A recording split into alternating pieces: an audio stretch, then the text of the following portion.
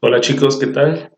Bien, el día de hoy vamos a enfocarnos en lo que viene siendo la parte de la política en el régimen absolutista.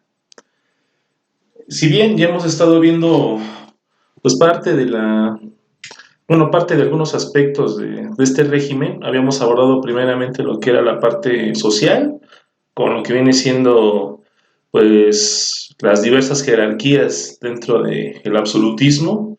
Tenemos el rey como la persona más importante del régimen, el que está más allá de toda institución o de toda persona, el monarca. Abajo tenemos la alta nobleza, también nombrada así como la corte real.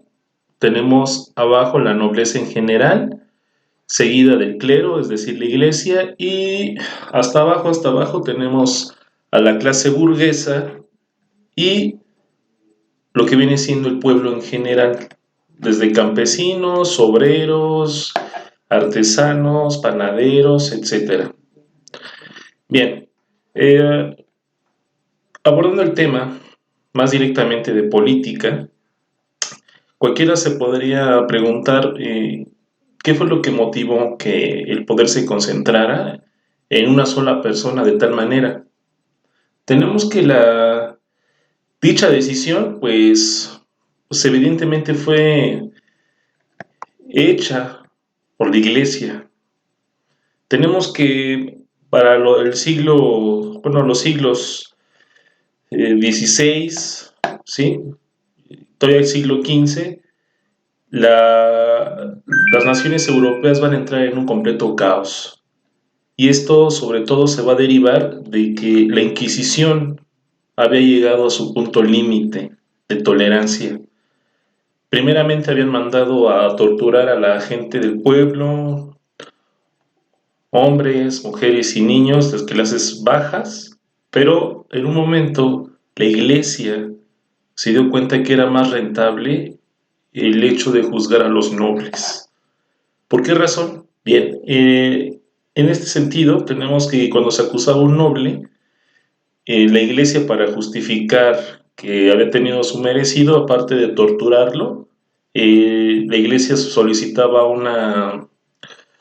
eh, ¿cómo decirlo? Una compensación a Dios. ¿De qué manera se iba a dar esta compensación? Bueno, pues simple y sencillamente con todas sus propiedades, su dinero y todos sus bienes. Esa era la forma más viable, según ellos, para que la persona pues, llegara en comunión con Dios. Entonces, como la nobleza era pues, de cierta manera muy aferrada a lo que eran relaciones de poder, pues era muy fácil deshacerse de los enemigos acusándolos de brujería. Sí, bastaba con una acusación, por lo más ridícula que fuese, para que la iglesia, es decir, los inquisidores, fueran directamente en busca de esta persona. Y bueno, el tiempo pasó y muchos nobles, temerosos de que tarde o temprano les iba a ocurrir una desgracia, pues comienzan a aliarse. Y es así, cuando llega en un momento clave, un clérigo de nombre Martín Lutero. Él será un clérigo de origen alemán y va a ser un intelectual. Él va a redactar una carta que se llama la 95 tesis y en esta 95 tesis va a ser una crítica muy severa a su propia institución. Esta crítica se va a enfocar principalmente a ciertos aspectos que incomodaban a la comunidad en general, tanto pobres como ricos, en este caso como nobles. Lo que más le molestaba a él, o por lo que reclamaba, era de que las misas se dejaran de predicar solamente en latín. Digamos, él como alemán tenía que predicar la Biblia en latín, en otra lengua. Y lo mismo pasaba en Francia y en otras partes más. Entonces él decía, ¿por qué no enseñar la Biblia pues, en la lengua de cada civilización? Sería lo más lógico. Entonces, él defendió este derecho, criticaba también la adoración de figuras o ídolos que no fueran representativos o más bien ídolos ajenos a Dios. En este sentido, podemos hablar de los santos, que la Virgen de Guadalupe, que San Judas, etcétera. Esto entraría como otro tipo de ídolos. Entonces se prohibía, porque según él afirmaba que esto estaba explícitamente presentado en los 10 mandamientos y lo argumentaba de manera muy factible. Entonces, aparte de ello, y las críticas más severas las va a abordar con la corrupción de la iglesia. Antes había algo que se llamaba la indulgencia.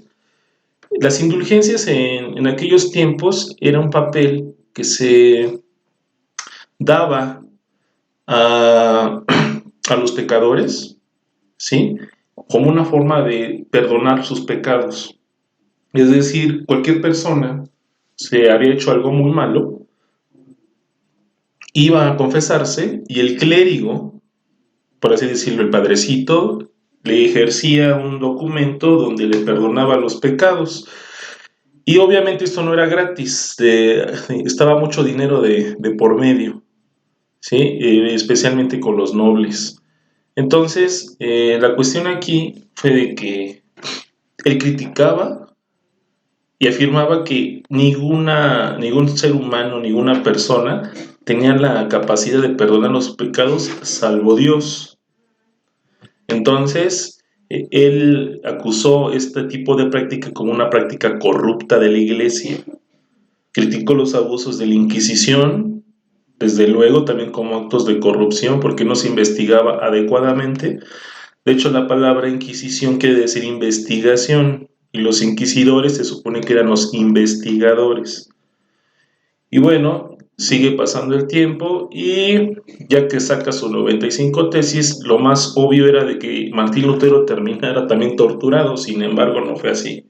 Nunca esperaban que esta persona, este clérigo, tuviera todo el respaldo de muchos nobles de su parte y muchos gobernantes de Alemania, de los diferentes principados.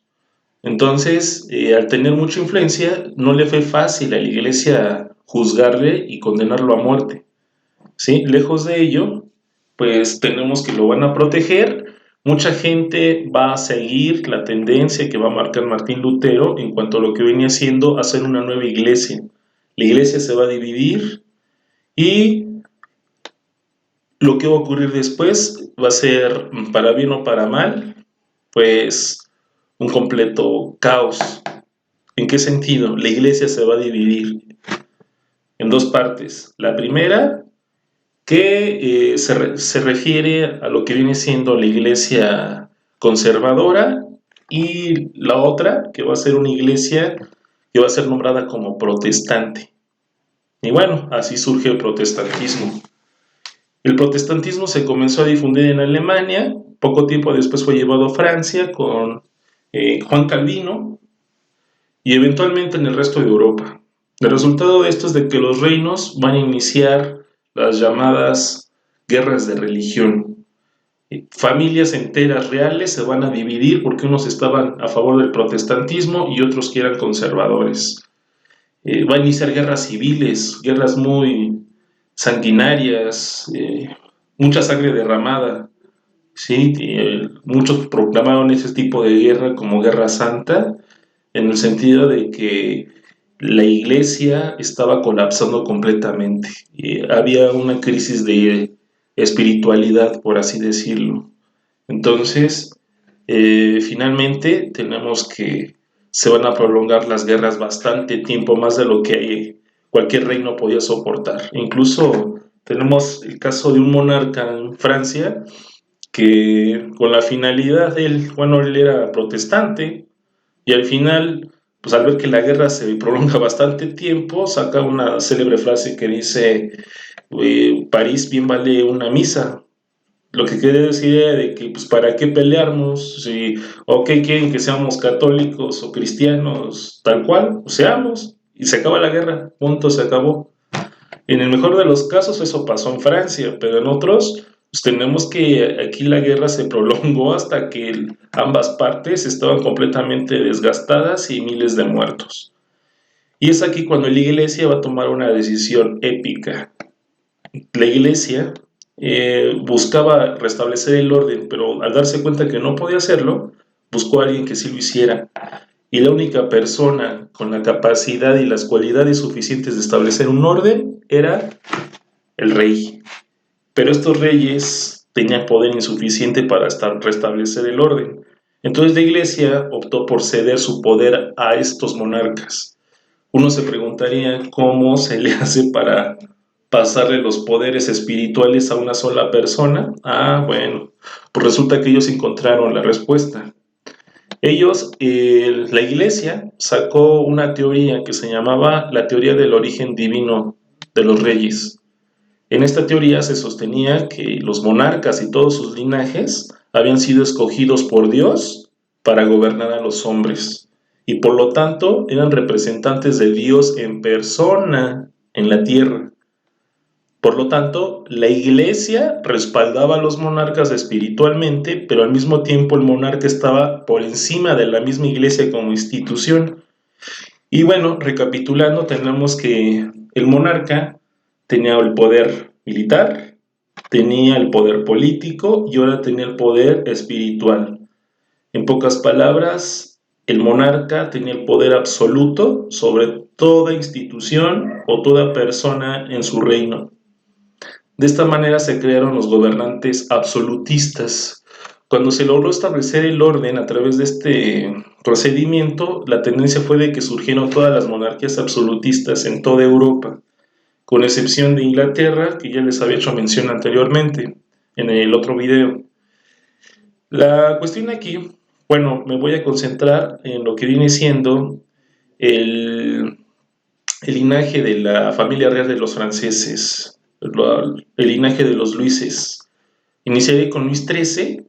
Luis XIII va a ser uno de los gobernantes más jóvenes en gobernar en la historia. Era todavía un adolescente cuando llega al poder. Luis XIII era un niño, prácticamente 13 años, 14, cuando llega a ser monarca de Francia. Y bueno, aquí la cuestión es de que siempre sus representantes adultos pues eran los que realmente mantuvieron el poder durante su mandato. Pero aquí todavía no iniciaba el absolutismo. El que va a impulsar y el que va a ser del gobierno absolutista un ícono será ni más ni menos que Luis XIV. Luis XIV de Francia. Ya les había comentado un poco de él en el anterior video, pero Luis XIV él es el que va a establecer las normas dentro de un gobierno absolutista. ¿De qué manera? Para empezar, él mandó a disolver incluso la corte real. Él decía que nada podía salir a la perfección sin que él lo ordenara y lo mandara. Entonces, por esta razón, acabó con la alta nobleza. Ya no había alta nobleza, él tomaba el 100% de las decisiones en Francia. No había nada que ocurriera en Francia sin que él se enterara. Incluso de ahí que le apodaran, o más bien se autonombrara como el Rey Sol. Él afirmaba que él era como el sol porque estaba y abarcaba todas las esferas de la vida pública y privada de Francia. Su grandeza, su poder, solo era equiparable con el sol y por eso fue conocido como el Rey Sol. ¿Sí? Entonces pasa el tiempo, él pone orden en Francia, Francia despega como ya una de las principales naciones en Europa porque va a ser la primera en establecer el orden y se va a lograr colocar por encima de las demás monarquías absolutistas. Va a traer orden, va a traer progreso, va a traer estabilidad, esto va a coincidir con buenas cosechas, se va a expandir el comercio, Francia va a ser la que va a dictar incluso la moda ya en aquel entonces entre los nobles, no había nada mejor que Francia, su gobierno va a ser un completo éxito, gobernó con mano dura, sí, inició algunos conflictos, pero siempre los supo remediar sin ningún problema. Entonces, todo era perfecto durante el gobierno de Luis XIV. Sin embargo, esto no les va a durar para toda la vida. Tenemos que su hijo, Luis XV, pues va a meter la pata. ¿A qué me refiero? Va a iniciar una guerra con Inglaterra que le va a costar más adelante el gobierno a toda su descendencia. Luis XV va a iniciar la famosa Guerra de los 7 años, que va a durar entre 1756 y 1763 con Inglaterra. Esta guerra la va a perder, va a quedar sumamente endeudado. Todo lo que había logrado su padre, Luis XIV, va a caer, se va a endeudar y Francia va a comenzar su declive. Al término de su gobierno llega pues su hijo, Luis XVI. Para describirlo un poco mejor, Luis XVI era un chico regordete, no sabía nada de política, no sabía nada de economía, no le gustaba estudiar, no se preocupaba por su pueblo y bueno, se decía que era un amante de los pastelillos. Como tal, prácticamente nada más se dedicaba a hacer el derroche en sus fiestas y llevar una vida bastante frívola junto con la nobleza. Él, pues digamos que era como el Peña Nieto de aquel entonces, para que me entiendan. Entonces no tenía mucho respeto ni de sus gobernados, ni de la gente cercana a él. Entonces, el resultado de esto fue el inicio de un conflicto muy fuerte, dado que va a colapsar la economía francesa. Luis XVI va a dejar en bancarrota al reino, aparte de que ya cargaba las deudas de su padre, se va a hacer de más conflictos en las fronteras de Francia, va a llevar una pésima administración, va a subir cada momento los impuestos y esto va a estar acompañado de un severo invierno que va a dejar muy malas cosechas. Esto va a dejar hambre en toda Francia y el hambre va a ser el detonante para el inicio de la revolución. Al ver que el rey no tomaba cartas en el asunto, la gente va a tomar las armas y se va a proponer acabar con el reinado de Luis XVI en una primera parte. Espero en otro video o cuando tengamos sesión abriremos el espacio para ver el inicio de la Revolución Francesa, que es el episodio que sigue. Durante este episodio tenemos que no solo era una guerra contra Luis XVI, esta revolución se va a convertir en una lucha armada en contra de todas las monarquías en Europa y esta va a ser llevada por todos los revolucionarios franceses, pero particularmente por Napoleón Bonaparte, que la va a llevar al resto de Europa. Bueno, por el día de hoy les dejo eh, la siguiente actividad. Lo que van a hacer es eh, elaborar, ¿sí? Lo que ustedes consideren que son las características de un régimen absolutista. O sea, hicieron estos monarcas para poder restablecer el orden? ¿De qué rasgos tienen ustedes, a partir de lo que les acabo de mencionar, qué rasgos consideran ustedes que son propios de un régimen absolutista? Bien, hasta aquí dejo la sesión del día de hoy y bueno, tengan un excelente día. Hasta luego.